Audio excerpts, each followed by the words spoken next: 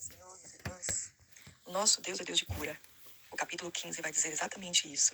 Ele está me curando. Cura-me, Senhor, e serei curado. É o que declarou Jeremias 17:14. Vamos ver o que Deus tem reservado para nós hoje. Há alguns anos, um amigo meu teve a honra de tomar o desejo com o astronauta James Urey, um dos poucos homens que andaram na Lua, que está agora com o Senhor. Enquanto meu amigo estava correndo e comendo uma grande omelete espanhola, o coronel Urey tirou um envelope da jaqueta, retirando dele várias fotografias. Aposto que ele quer me mostrar algumas fotos da cratera da Lua ou algo assim, raciocinou meu amigo. Ele inclinou-se, interessado, para olhar as fotos de Urey e se viu completamente uma cavidade no peito, mostrando um músculo cardíaco sangrento. Engolindo às pressas o bocado de omelete, ele olhou para o rosto animado do explorador celestial. Esse é o meu coração, disse Wynne, com um piscar de olhos. É mesmo? Meu amigo engoliu em seco. A foto foi tirada durante minha cirurgia de peito aberto, explicou o coronel. Pedi aos médicos que tirassem alguns instantes depois de me abrirem. Não é comum que alguém possa ver o seu próprio coração. Tem razão, não é? Aqui está o meu fígado.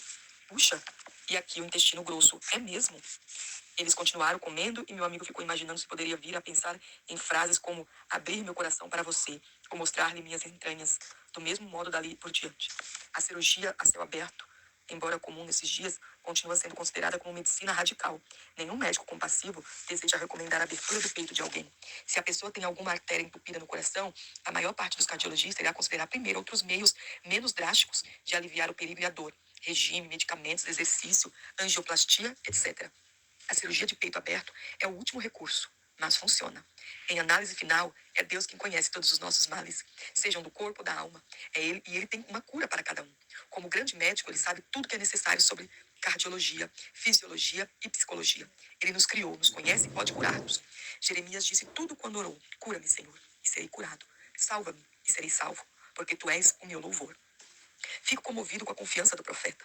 Embora Jeremias vivesse a grande parte da sua vida nas sombras do desapontamento, rejeição e muito sofrimento, ele tinha certeza que o Senhor conhecia intimamente as suas necessidades e estava trabalhando em sua vida. Tinha confiança em que Deus iria curá-lo e livrá-lo, qualquer que fosse o método que escolhesse. Os métodos do grande médico são muitos e algumas vezes extraordinários aos nossos olhos. Quando Jesus andou entre nós, ele cuspiu nos olhos de um homem e fez com que ele enxergasse. Isto é, não literalmente dentro dos olhos, mas bem perto. Ele mandou que o outro fosse lavar-se em um tanque sujo. Ele curou uma mulher quando ela simplesmente tocou em sua roupa. Ele esperou até que seu amigo Lázaro estivesse enterrado há 4 dias antes de responder ao chamado urgente da família.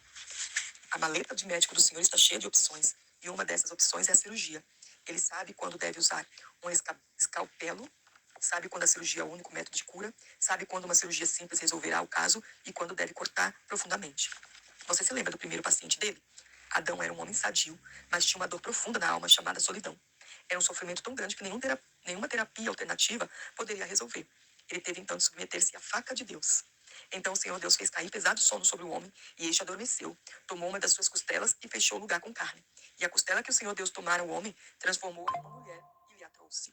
Gênesis 2:21. Deus levou Adão à sala de recuperação e ele teve uma enorme surpresa ao voltar a si. Havia uma visitante maravilhosa à sua espera. É claro que lhe faltava uma costela, mas duvido que tivesse notado a falta, após que se sentiu mais inteiro e otimista do que jamais se sentira em sua vida. Essa não foi apenas a primeira cirurgia registrada, mas foi a primeira vez em que se usou a anestesia. Deus fez cair pesado sono sobre o homem, antes de abrir o seu lado. Depois, na escuridão em que Adão se achava, o grande médico fez uma obra profunda na vida do homem. A escuridão, segundo vinha a crer, era a anestesia de Deus. O Deus que trabalha no turno da noite, algumas vezes envia profundamente escuridão às nossas vidas antes de começar certos processos cirúrgicos. Ele nos faz ficar sozinhos, vulneráveis, remove as distrações externas e depois começa a operar. Meu amigo íntimo, Black Wesley, refletiu comigo recentemente em relação a um período desses em sua vida. Quando me encontrei com ele pela primeira vez, Black era um jovem canadense de cabelos vermelhos, jogando para um clube semiprofissional de hóquei aqui em Portland. Beth, sua linda noiva, era membro de nossa congregação. Quando eles começaram a namorar, ela tomou a decisão de levar seu noivo atleta para a igreja. Eles frequentavam o culto noturno aos domingos, sempre que o time dele estava na cidade. E com o correr do tempo, viu o relacionamento deles crescer e acabei celebrando o casamento dos dois. Black foi chamado para jogar na Philadelphia Flyers e jogou no HNL durante 8 anos. Nos 8 anos que passou na liga, ele ficou conhecendo intimamente tanto palácios esportivos como o Madison Square Garden, o Fórum de Los Angeles e o infame Estádio de Chicago. Black fez sucesso imediato entre as fãs em Filadélfia, que o apelidaram de Big Head. Ele tinha muito dinheiro, ficava nos melhores hotéis e tinha tudo que um rapaz canadense já sonhou. Acima de tudo, tinha uma esposa doce e bonita e 3 filhos que o adoravam. Ninguém podia ter pedido mais. O hóquei, no entanto, pode ser um esporte que não perdoa. Os rigores do jogo começaram a prejudicar Big Red. No curso de sua carreira, Black passou por várias cirurgias nos joelhos, cotovelos e pulsos, tanto de dar mais de 200 pontos no rosto. Uma dor constante passou a acompanhar cada movimento dele sobre o gelo e ameaçou finalizar sua carreira. Como outros atletas antes dele, Black também descobriu que ingerir analgésico para aliviar a dor permitia que jogasse embora machucado. Seu prazer em ser o centro das atenções no esportes levaram-no a outro vício mais sombrio. Primeiro os analgésicos, depois a bebida e finalmente as drogas. Black era seu próprio anestesista, mas não foi muito cuidadoso. Tornou-se insensível a várias coisas, e isso começou a influenciar seu jogo e seu lar. Com o tempo, o orgulhoso veterano, ferido de guerra da NHL, passou pela humilhação de descer para o segundo time. Ele estava tão mal emocionalmente e fisicamente, e se tornando tão irresponsável como pai e marido, que Beth sentiu-se obrigada a fazer uma mudança. Ela não podia permitir que os filhos assistissem à autodestruição do pai. O resultado foi uma conversa breve e intensamente penosa. Beth disse a Black que ainda o amava, mas ia deixá-lo. Ela levaria os filhos de volta a Oregon, até que ele estivesse pronto para tomar conta da família, como ela sabia que ele tinha condições de tomar. Ela partiu então com os filhos. Black nunca se sentira tão só na vida. Nunca pensara que a escuridão fosse tanta. Ele vivera para o rock e agora isso estava chegando ao fim. Sua equipe acabara de ser eliminada dos finais. Black era o capitão do time, mas o treinador lhe disse: Red, você não vai jogar nunca mais para esta organização. Queremos que endireite a sua vida e volte para a sua família. A família, no entanto, também se fora. Sua esposa, seus filhos, sua carreira, seu dinheiro, sua autoestima. O que ficara? Ele sentou na escuridão de um quarto de hotel de segunda, sentindo-se solitário, zangado e muito abatido. Black não sabia naquela hora, mas ele estava sendo operado. Nesse mais sombrio dos momentos de sua vida, o Senhor estava cortando pele, músculo e ossos, por meio do ego, do orgulho e do egoísmo, sondando as partes mais profundas do coração daquele homem. O cirurgião mestre estava trabalhando com seu bisturi. Inexplicavelmente, Black lembrou-se do Senhor. Ele sentiu uma presença poderosa encher o quarto e foi levado a ajoelhar-se. O enorme peso dos fracassos, escolhas insensatas e pecados se abateu sobre seus ombros. Ali no escuro, naquele quarto de hotel de segunda categoria, ajoelhado junto à cama, Black se entregou nas mãos do cirurgião. Ele ofereceu sua vida a Jesus Cristo. Rendeu-se incondicionalmente. Com a ajuda de Deus, queria começar de novo. Queria ser o marido e o pai que o Senhor sempre quisera que fosse. Tateou em busca do telefone e discou um certo número no Oregon. Beth, disse ele, acho que quero voltar para casa. Se você já se submeteu a uma cirurgia grave, sabe que ao sair da anestesia, pode sentir-se tonto e desorientado. Você começa a sentir a dor da operação. O mesmo acontece com a cirurgia do Senhor. A cura exige paciência e tempo. Black teve de passar pelos rigores e pela humilhação do tratamento para a reabilitação das drogas e entrar em um período de aconselhamento prolongado com uma esposa que negligenciara por tempo excessivo. No entanto, assim como a dor da operação é evidência da cura interior, as feridas e atordoamento restante em nossas vidas são um atestado da obra profunda que Deus está realizando. No final, o Senhor reconciliou essa maravilhosa família e até hoje eles são uma grande bênção para a nossa congregação. A cirurgia, como vê, pode mudar o coração de um homem ou uma mulher. Ela pode não só curar o seu corpo, como modificar toda a sua perspectiva de vida. Não consigo deixar de pensar em um certo rei que submeteu uma cirurgia extensa. Foi a operação mais drástica concebível, mas deu certo. Você se lembra do relato bíblico sobre o grande Nabucodonosor, rei da Babilônia, de todo mundo conhecido? O Senhor amava este rei vaidoso e fez uso da técnica cirurgia mais radical para curar um defeito congênito no coração de Nabucodonosor, glorificando-se a si mesmo no processo. O profeta Daniel havia avisado o rei que alguma coisa ia acontecer. Deus estava prestes a fazer algo tão terrível na vida do rei que deixou Daniel perplexo e aterrorizado. O piedoso profeta recomendou que o poderoso imperador modificasse imediatamente suas atitudes a fim de evitar a cirurgia. Todavia, apesar deste aviso, o rei recusou ceder. Considere por um momento o relato espantoso do que aconteceu a seguir. Todas essas coisas sobrevieram ao rei Nabucodonosor. Passeando sobre o palácio real da Babilônia, falou o rei e disse: Não é esta a grande Babilônia que eu edifiquei para a casa real, como o meu grandioso poder e para a glória da minha majestade? Falava ainda o rei, quando desceu uma voz do céu: A ti se diz, ó rei Nabucodonosor, já passou de ti o reino. Será expulso de entre os homens, e a tua morada será com os animais do campo. Far-te-ão comer ervas como os bois, e passar-se-ão 7 tempos por cima de ti, até que aprendas que o Altíssimo tem domínio sobre o rei dos homens, e o dar a quem quer. Daniel 4, 28 a 32. Nabucodonosor foi levado às pressas para o centro cirúrgico de emergência. Não era eletivo. Na mesa de operação, o cirurgião separou o rei da sua sanidade.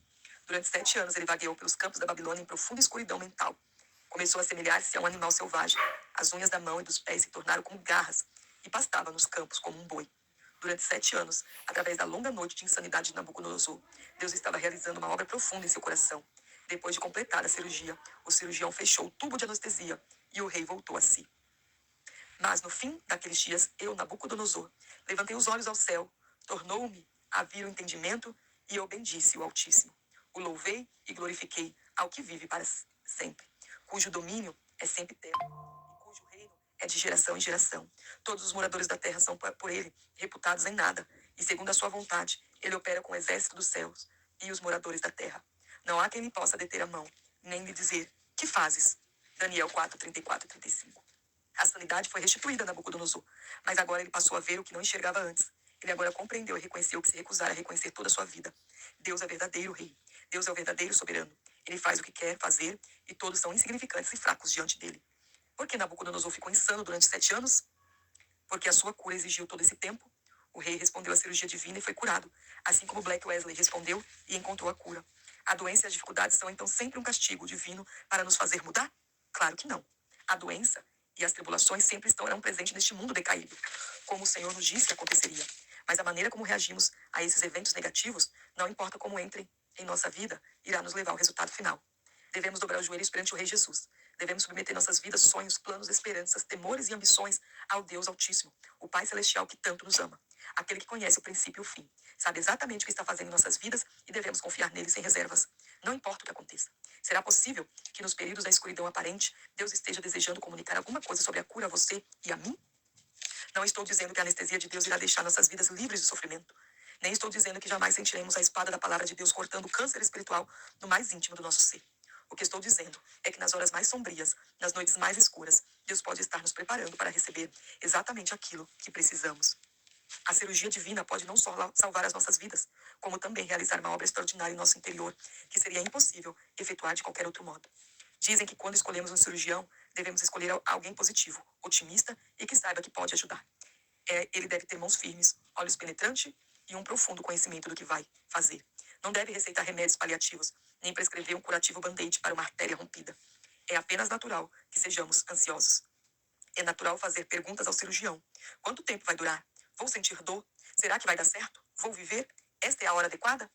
Eu escolhi confiar no grande médico. Ele conhece meu histórico médico. Seu consultório está sempre aberto e ele continua visitando os pacientes em casa. A propósito, gostaria de mostrar-lhe alguns instantes de minha cirurgia no coração de perto aberto, mas não foi possível. Esse cirurgião trabalha melhor no escuro. Glórias a Deus.